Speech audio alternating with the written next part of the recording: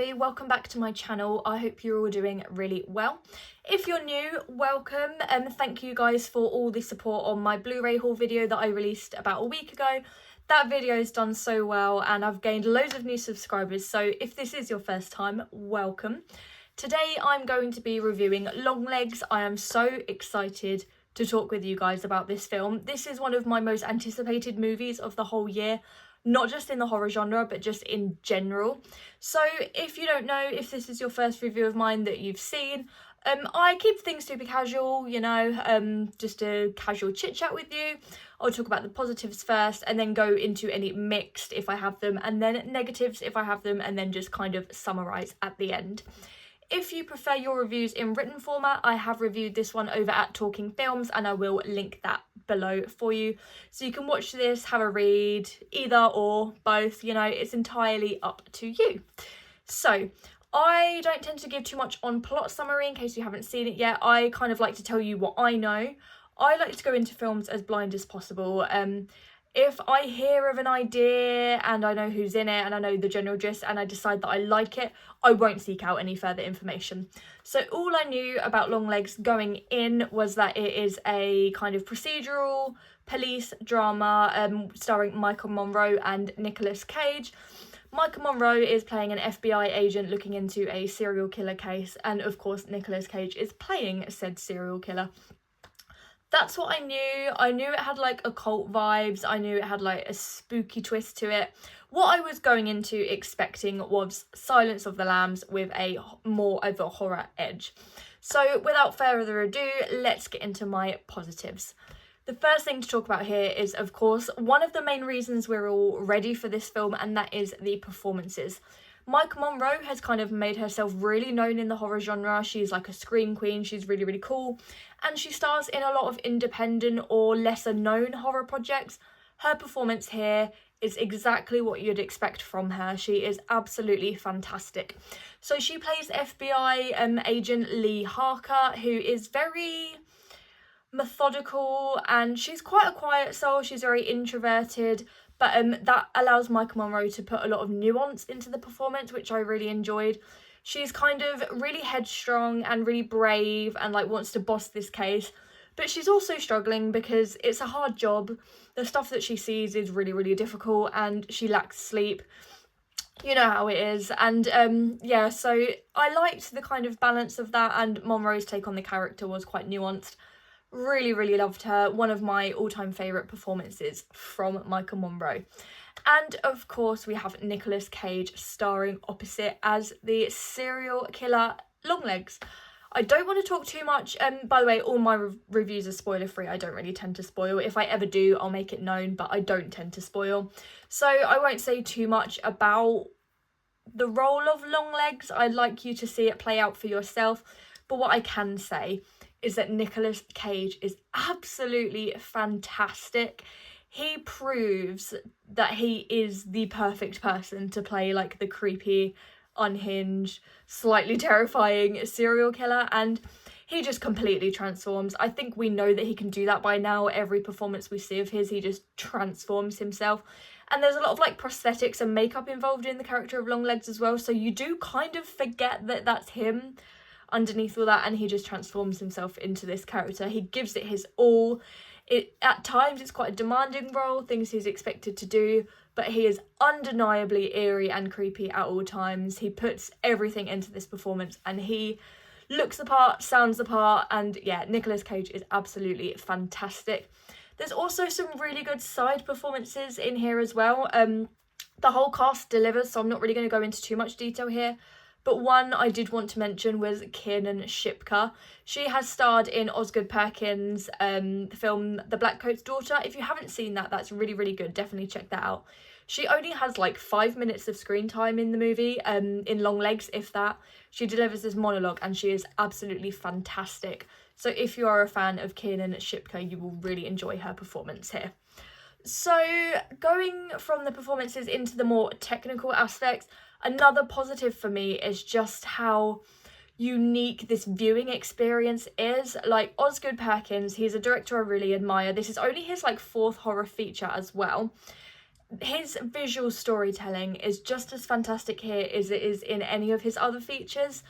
You've got some really, really stunning cinematography in here that plays around with angles and different aspect ratios and colour and light and stuff like that.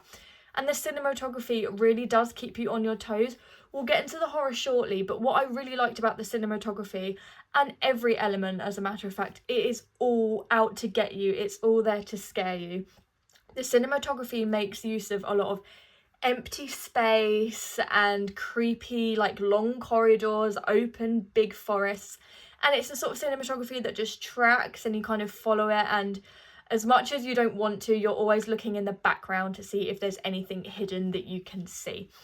It's shot so beautifully, and the score is also really, really creepy as well, and it complements the cinematography so well. They both, from the minute the movie starts, set a really, really tangible atmosphere that is, it can't just be achieved with story alone. It's the storytelling on display from the visuals and the sound are absolutely fantastic. I've seen a lot of people talk about the soundscape and the sound design in general outside of the score, and it is really, really memorable. Sound is used really well. So for that and the cinematography, I would definitely recommend seeing it in a cinema if it's showing near you, because it just immerses you. The cinematography, like I said, it tracks and it's slow, but there's also times where things like flash on the screen for just a second, like those blink and you'll miss it moments that aren't quite jump scares, but they work to like scare you and unsettle you. So it's that mixture of slow movement that's quite comfortable, and then the juxtaposition of the things that are just like going bam. You'll know what I mean if you've seen it, and I think it is a really, really fantastic touch. Every technical aspect is on point here, which leads me nicely into my other big positive here, which is the horror. I do want to address the fact that it's gone viral for the right reasons in terms of its cast and its marketing and stuff like that. Like, all of the marketing for this film has been on point, and it seems to have worked. Like, those cinema seats are filled. I went to a showing at like midday on a Friday during the week when everyone's at work, and it was pretty full. My cinema's never full, so that just goes to show you.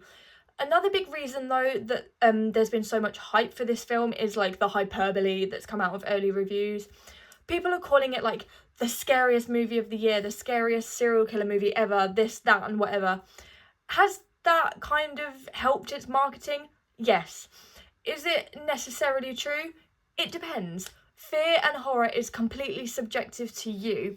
So whilst it doesn't deliver scares in the way that you'd expect modern horror films to, jump scares and things like that, what this film absolutely crushes and what makes it so horrific in a memorable, I can't sleep at night way, is the tension and the atmosphere.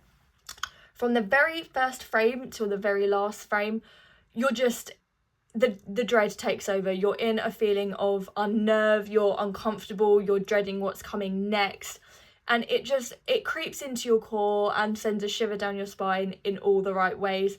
This film is a slow burner. It's a police procedural first and a horror film second, so it does take its while to build on the story, but that really allows the tension building to take the limelight here, and it really does work so well. Like, I could feel my chest like pounding and getting tighter and tighter the further the movie progressed. It starts off and you're like expecting it to be scary, so you're like, ooh, but then it just gets worse and worse as it progresses. And then once that third act arrives and you kind of get the answers you've been looking for and the horror kind of like kicks into gear a little bit more, like, it scares you, but you can also let out this big like sigh of relief, like, oh, I made it, I've got here. And it certainly delivers on that climax as well. That doesn't mean to say that there isn't any horror imagery. There so is. Like, Longlegs himself is absolutely terrifying. He's one of like, I think he's maybe the scariest on-screen serial killer visually. He just looks creepy, he sounds creepy. Nicolas Cage does such a good job with that. There's also a couple of jump scares, and don't let that put you off, because they're so few and far between that they are really effective, and they're not the typical sort of jump scares that you'd expect from like your ghost paranormal sort of movies. So the horror here is like unnerving more than in your face, but I think that's more effective. I think that kind of works really well. At the time, I was tense and unnerved, And then after the film, like when I was walking back to my car and when I was driving home and when I was laying in bed in the dark, it's one of those that just creeps up on you. It has a lot of like religious connotations, there's a lot of cult imagery, it's got dolls, it's got snakes, it's got a bit of gore, you see a lot of crime scene photos. So it really does have a lot of horror elements, not in the way you'd expect, but I personally think that is better. So I haven't really spoken much about the story, and that's because I don't really want to spoil it too much for you, because it is that kind of police procedural mystery. I kind of want you guys to go in and see it play out for yourselves. B, it is a mixed aspect for me. I'm going to say now that I don't have any negatives on this movie. I absolutely loved it and I already can't wait to rewatch it. The story is interesting. It's going to be divisive, and that is all I'll really say about this. I was kind of happy with the way things ended and the way it played out, but I do think there are a couple of themes and points that are a little bit rushed. I think it might try to incorporate a little too many themes in its kind of ending and reveal. I'm happy with how it played out. There's nothing I necessarily would have done differently. If I would, I maybe just would have added a few more lines of dialogue to help explain what's going on a little bit more. The whole movie works so well because it's showing rather than telling, but then at the end it does have a little bit of a telling info dump that I think maybe could have been a little bit more straightforward. I made a quick TikTok review on this film and a couple of people commented that they were a bit confused at how it ended, and I wouldn't say I'm in that zone, but I can see why other people would. I just don't want to spoil too much on this movie. It's got a lot of deep, complex themes. I think one of the main themes this goes to explore is how we view our childhood, with, you know, like rose-tinted glasses, that sort of thing, how we look back on our lives and we picture things so differently than how they were. And it also kind of looks into how your mind can make you forget things, and that is nailed really well. The religious and cult horror is nailed really well as well. There's just a couple of things in the ending that could have done with a little bit more description and a little bit more explanation.